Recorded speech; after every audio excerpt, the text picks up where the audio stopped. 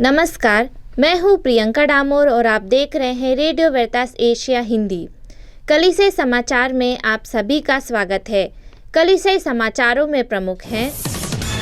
सर्वव्यापी कैथोलिक कलीसिया ने 1 जनवरी को माता मरियम का पर्व मनाया। उत्तर प्रदेश में शमशान की छत ढहने से 23 लोगों की मौत। अरुणाचल प्रदेश के एक कैथोलिक चर्च में आग लगी। पौंडीचेरी कुंडलोर धर्म प्रांत हेतु दलित महाधर्माध्यक्ष की मांग। भाईचारा पर संत अन्ना की पुत्रियों की 12वीं महासभा का दूसरा भाग शुरू। उत्तर प्रदेश के मंदिर में महिला का गैंगरेप और हत्या। संत पिता ने कहा, मसीह का प्रकाश दूसरों के प्यार में चमकने दें। 4 मछुआरों को ड्रोन का इस्तेमाल कर बचाया गया। भारतीय नन सिस्टर लूसी कुरियन ने दुनिया के 100 सबसे प्रेरक लोगों में से 12वां स्थान हासिल किया। अब जानते हैं समाचार विस्तार से। सर्वव्यापी कैथोलिक कलीसिया ने 1 जनवरी को माता मरियम का पर्व मनाया। 1 जनवरी को सुबह 8 बजे आत्मदर्शन टीवी पर ऑनलाइन मिस्सा अर्पित की गई।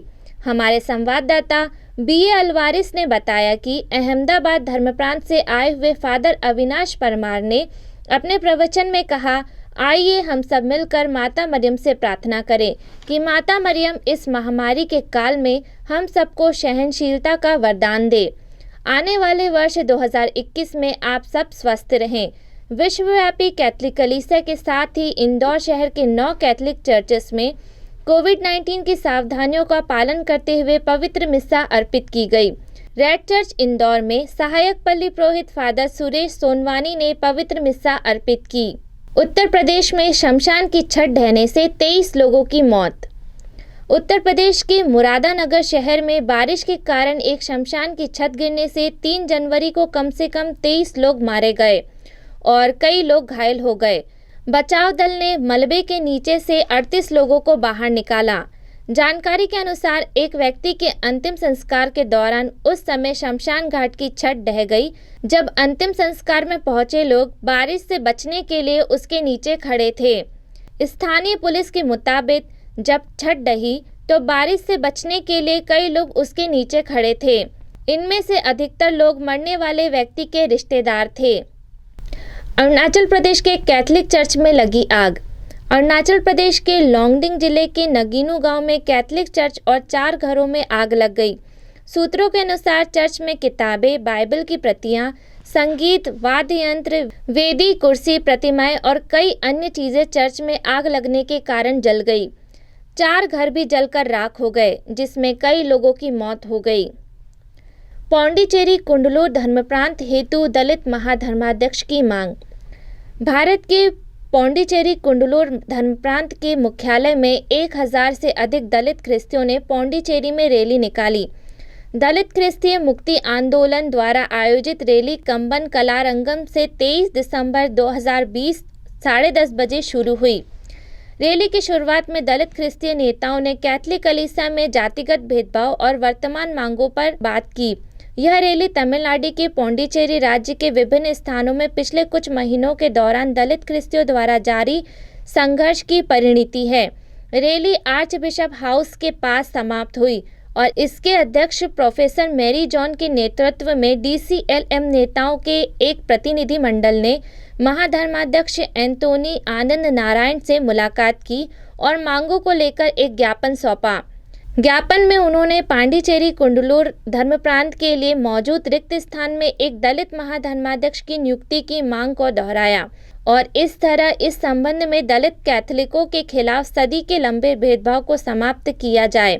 अब तक केवल गैर दलित महाधर्माध्यक्ष की ही नियुक्ति की गई है। हालांकि महाधर्म प्रांत में लगभग 75% दलित कैथोलिक हैं। भाईचारा पर संत अन्ना की पुत्रियों की 12वीं महासभा का दूसरा भाग शुरू। संत अन्ना की पुत्रियों की धर्म संघ रांची की 12वीं महासभा का दूसरा भाग 4 जनवरी को शुरू हुआ।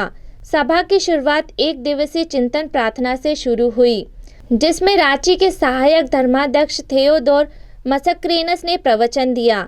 महासभा प्रेरित विश्व पत्र फ्रातोतेली तूती को अपना आधार बनाएगी। उत्तर प्रदेश के एक मंदिर में महिला का गैंगरेप और हत्या।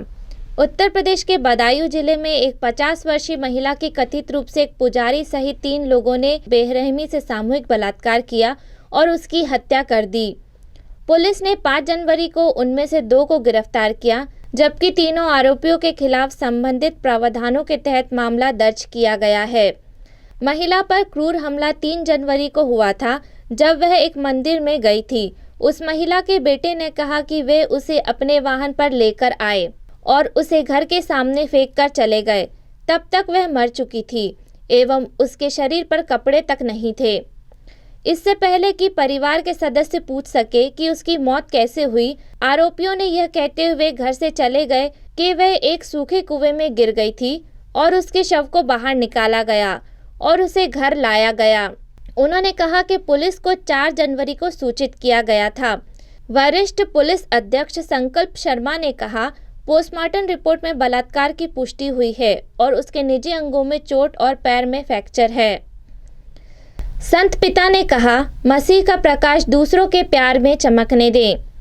संत पिता फ्रांसिस ने 6 जनवरी 2021 को प्रभु प्रकाश महोत्सव पर वाटिकन के प्रेरितक आवास के लाइब्रेरी से देवदूत प्रार्थना का पाठ किया। इसके पूर्व उन्होंने सीधे प्रसारण के माध्यम से विश्वासियों को संबोधित कर सभी विश्वासियों को ईश्वर के प्यार की रोशनी की चमक को दूसरों को देखने के लिए सुसमाचार की घोषणा करने हेतु आमंत्रित किया। 4 मछुआरों को ड्रोन का इस्तेमाल कर बचाया गया।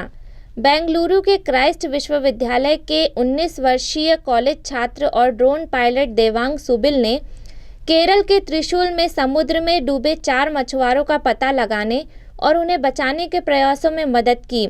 सही समय पर तट पर पहुंचे हुए देवांग सुबिल अपने ड्रोन के साथ उच्च समुद्र में बचाव के प्रयासों में मछुआरों के साथ शामिल हो गए और विपरीत परिस्थितियों के बीच 4 लोगों को बचाने में मदद की। भारतीय नन सिस्टर लूसी कुरियन ने दुनिया के 100 सबसे प्रेरित लोगों में से 12वां स्थान हासिल किया। ऑस्ट्रिया की एक पत्रिका ने भारत के 100 लोगों में से एक कैथोलिक नन को सूचीबद्ध किया है, जिन्होंने दुनिया को सबसे ज़्यादा प्रभावित किया है। OOM के पुणे स्थित मोहर के संस्थापक निर्देशक सिस्टर लूसी कुरियन को दलाई लामा और पोप फ्रांसिस के ठीक ऊपर सूची में 12वें स्थान पर रखा गया है। पत्रिका का कहना है कि 2020 एक ऐसा साल था जिसकी कभी किसी ने उम्मीद नहीं की थी। आज की दुनिया पिछले साल की तुलना में अलग है। इस 2020 संकट में किन लोगों ने हमें प्रेरित किया और उत्साहित किया है? बेहतर भविष्य के रास्ते पर हम किसके नेतृत्व करते हैं? 5वीं बार OOM ने बड़ी ranking OOM 100 the world's most inspiring people पेश की। इसी के साथ कलीसियाई समाचार समाप्त हुए। अगली बार फिर मुलाकात होगी नई खबरों के साथ। नमस्कार।